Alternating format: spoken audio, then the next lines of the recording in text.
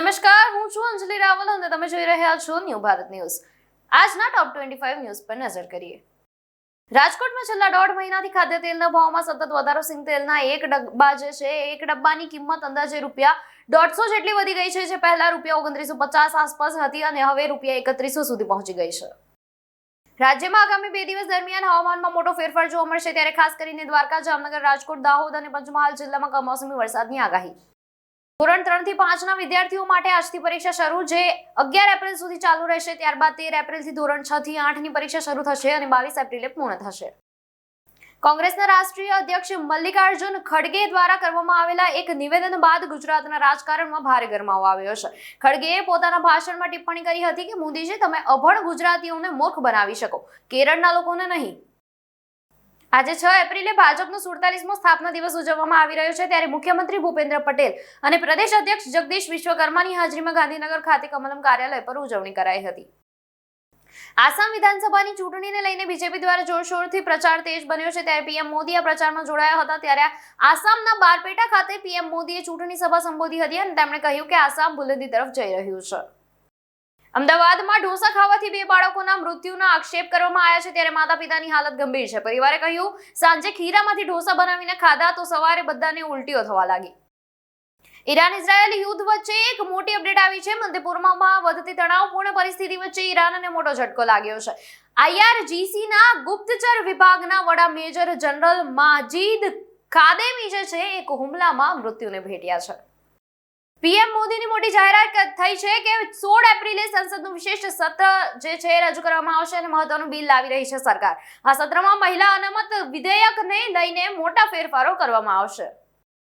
અમદાવાદમાં 57 વિદ્યાર્થીઓને food poisoning થતા દોડધામ મચી ગઈ છે, ત્યારે મળતી જાણકારી અનુસાર અમદાવાદના મેમનગર વિસ્તારમાં એસપી ગર્લ્સ હોસ્ટેલમાં રહેતી 57 વિદ્યાર્થીનીઓને ફૂડ પોઈઝનિંગની અસર થતા દોડધામ મચી છે।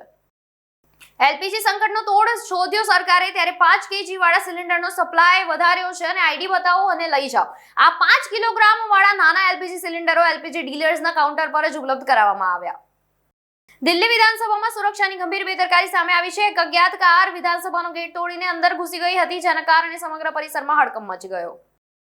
નર્મદા જિલ્લામાં આગામી સ્થાનિક સ્વરાજ્યની ચૂંટણીઓને લઈને રાજકીય ગરમાવો તેજ થયો છે। આગામી તાલુકા પંચાયત, જિલ્લા પંચાયત અને નગરપાલિકાની ચૂંટણીઓમાં કોંગ્રેસ કોઈ પણ પક્ષ સાથે ગઠબંધન કર્યા વગર મેદાનમાં ઉતરશે। જામનગર મહાનગરપાલિકાની ચૂંટણીનો જંગ જામ્યો છે। ચૂંટણી પહેલા જ લાગ્યા કોંગ્રેસના બહિષ્કારના બેનર અને ગેંગસ્ટર જૂથો વચ્ચે વોર્ડ 12માં વર્ચસ્વની લડાઈ થઈ છે। 2 કલાકમાં જ મહિલા કોર્પોરેટરે પાટલી બદલી અને સેજલ ગોહેલે પહેલા પક્ષને ખરાબ કહી કોંગ્રેસમાં જોડાયા હતા અને પછી ભૂલ સમજાતા ફરી ભાજપમાં જતા રહ્યા। ભારતમાં કેન્સરના વધતા જતા કેસોની વચ્ચે એક ગંભીર સ્વાસ્થ્ય સંકટ આવ્યું છે। કેન્દ્રના એક નિર્ણયથી કેન્સરના દર્દીઓ મુશ્કેલીમાં મુકાશે। PMJAY પેનલથી 300 ડોક્ટર બહાર। સિક્કિમમાં હિમવર્ષા ભૂસ્ખલન થયું છે, ત્યારે 1500 ટુરિસ્ટ ફસાયા છે। 16 રાજ્યોમાં વાવાઝોડા વરસાદનું એલર્ટ મૂકવામાં આવ્યું છે, ત્યારે યુપીમાં વીજળી પડવાથી 3 દિવસમાં 15 ના મોત। મહારાષ્ટ્રમાં એટીએસ અને દિલ્હી પોલીસના સ્પેશિયલ સેલે સંયુક્ત કાર્યવાહીમાં મુંબઈ અને તેની આસપાસ દરોડા પાડીને એક મોટા આતંકવાદી કાવતરાને નિષ્ફળ બનાવ્યો છે। મુંબઈના કુર્લા અને થાણેના ખડાવલીમાંથી 2 શંકાસ્પદોની અટકાયત કરી છે। આઈપીએલની 12મી મેચ આજે કોલકાતા નાઇટ રાઇડર્સ અને પંજાબ કિંગ્સ વચ્ચે રમાશે। મેચ કેકેઆરના હોમ ગ્રાઉન્ડ કોલકાતાના ઈડન ગાર્ડન્સ સ્ટેડિયમમાં સાંજે 7:30 વાગે શરૂ થશે। ધુરંધર 2 એ ₹1622 કરોડની કમાણી કરી છે અને ભારતમાં સૌથી ઝડપથી ₹1000 કરોડ કમાનારી ફિલ્મ બની છે। વિદેશોમાં પણ રેકોર્ડ્સ તોડ્યા છે। કેનેડામાં ખાલિસ્તાનીઓએ $100 આપીને ભાડેથી ભીડ ભેગી કરી અને મંદિરની બહાર હિન્દુ ભારત વિરોધી નારા લગાવ્યા। 2 કલાક સુધી તણાવપૂર્ણ માહોલ રહ્યો। નેપાળમાં પેટ્રોલ અને ડીઝલની તીવ્ર અછતના કારણે બલેનશાહ સરકારે લીધો મોટો નિર્ણય અને જૂના પેટ્રોલ અને ડીઝલ વાહનોને ઇલેક્ટ્રિક વાહનોમાં રૂપાંતરિત કરવા અંગે પણ ચર્ચા કરવામાં આવી। સોના ચાંદીના ભાવમાં આજે તેજી જોવા મળી છે, ત્યારે 10 ગ્રામ 24 કેરેટ સોનું ₹1283 વધીને ₹1.48 લાખ પર પહોંચ્યું છે, જ્યારે 1 કિલો ચાંદી ₹3215 વધીને ₹2.31 લાખ પર પહોંચી। રાજ્યસભામાં 19 નવા સભ્યોએ શપથ લીધા છે। શરદ પવાર વ્હીલચેર પર પહોંચ્યા અને 16 એપ્રિલથી 3 દિવસનું વિશેષ સત્ર। ઇઝરાયલ, અમેરિકા અને ઈરાન વચ્ચે ચાલી રહેલા યુદ્ધથી વિશ્વના ઘણા દેશોને પારાવાર મુશ્કેલીઓનો સામનો કરવાની નોબત આવી છે, ત્યારે અમદાવાદ સહિત ગુજરાતના એકમોનું પ્રોડક્શન 50%નો ઘટાડો થયો છે।